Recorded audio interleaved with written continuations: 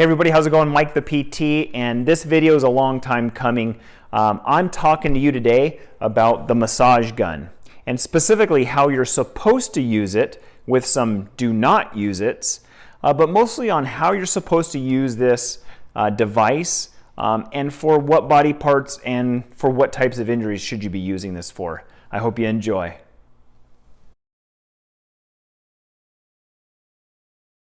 Everybody, Mike the PT here. Just going to go ahead and talk a little bit about when you should use the massage gun, specifically right after you've had an injury.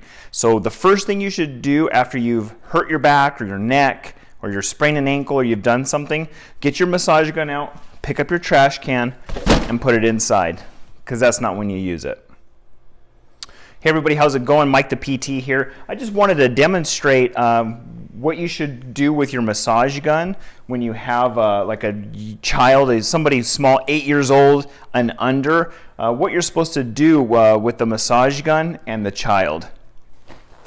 Nothing. You're not supposed to use this on little kids. This is a video to let everybody know that no Liams were hurt during the making of this video. And he has more subscribers on YouTube than me. Look up Liam's Toys and Games. Okay guys, back again, we're talking about the massage gun, right?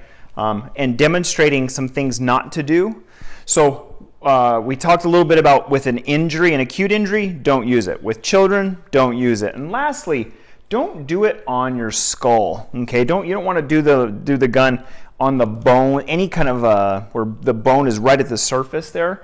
So you don't want to do it so people have headaches or have some stiff neck or some pain in that region. You don't want to be up high into this area. You're going to always use the machine down onto the fleshy areas of the body, the traps, the back of the shoulders, okay? You want to almost probably stay away from the neck area, especially if you are having some pain that's running down your arm or causing any kind of substantial discomfort to you. You want to go ahead and see the physician first, get over to a physical therapist, and get seen before you start doing a home remedy.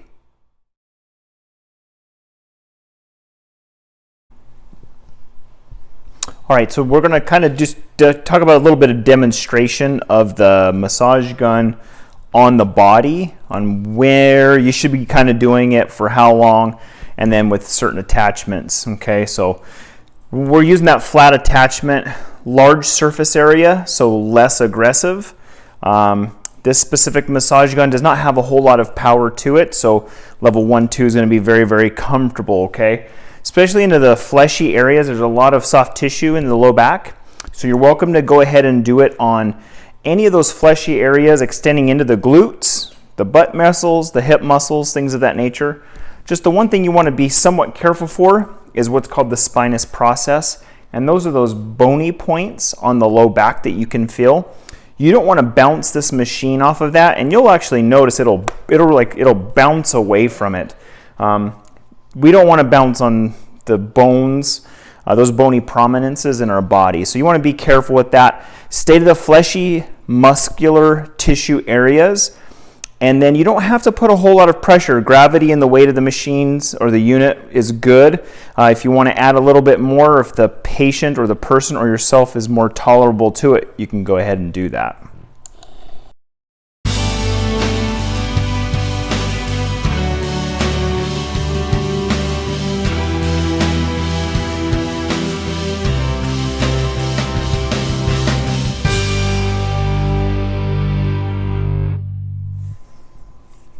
All right, now we're going to kind of go up into a sitting position here.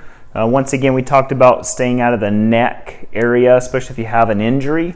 So we're going to kind of go into the muscles from the shoulder blade that go up to the neck, the upper trap, and then the rotator cuff. And you can also get in between where the shoulder blade and the spinous process are, right in this area here, okay? And then I just kind of changed the tip to the kind of one of the more, it's probably the more popular piece that you've seen. It's softer foam, still very firm, but it doesn't have a lot of that surface area, so it can be a little bit discomfort. There's some discomfort to it. So once again, nice easy pressure to begin and working your way down.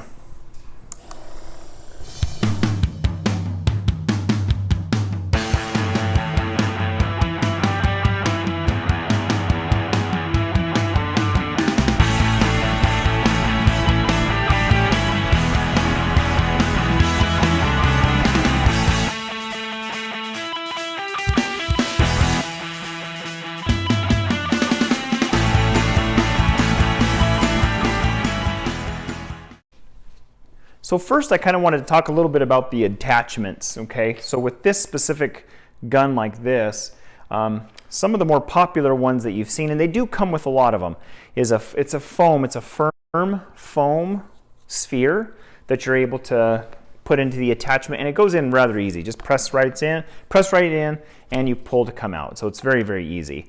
I think for the most part, people think this is the optimal attachment for them to use for the various aches and pains that they have.